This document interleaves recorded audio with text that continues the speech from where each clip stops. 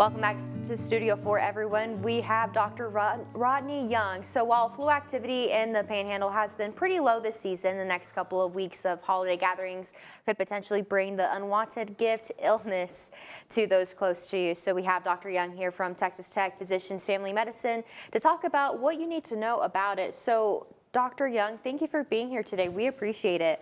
And I do want to start off with talking about this year's flu season. How has it been? Well, so far so good out of the gate. Flu activity has been relatively low in our area, but that can kind of lull you into a false sense of security, particularly right before the holidays come.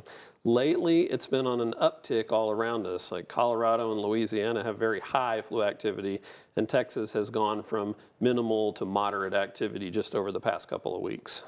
And are we expecting to see an increase as soon as we get into the holidays, like Christmas Eve day and then New Year's? Well, typically what happens with a lot of viral infections, and flu is not unique among them, is people gather. So around the holidays, we start having holiday Christmas parties and office parties and things like that. So people that aren't normally sharing the same space suddenly find themselves together in close spaces.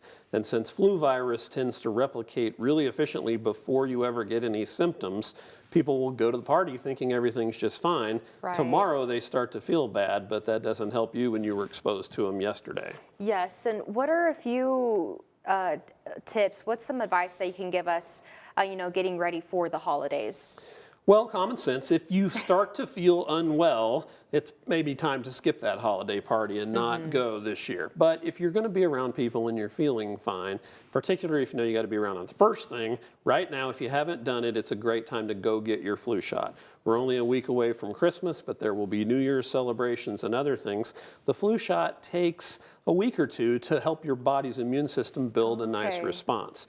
It won't make you bulletproof. Typically, you could still get flu, but you tend to be less likely to get it and less likely to get severely ill from it or end up in the hospital or worse should you be exposed to flu. Yes, and it's not too late to get the flu shot this season. It is not too late, but as I mentioned, we haven't had high activity, but it is on an upward trajectory, and usually when we all travel, gather, occupy those spaces, we see it take off right after the holidays. And so the early part of the year actually tends to be the worst part in between January and March or so. So I don't think we're out of the woods yet. You can still protect yourself with a flu shot.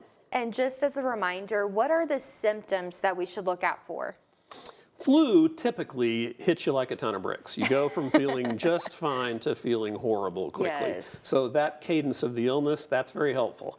People will get severe sore throat, a dry cough typically. They have muscle aches and pains, and typically a pretty impressive fever with that.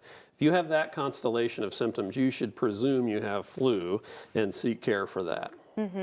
And Dr. Young, where can people go to learn more about this or even get a flu shot?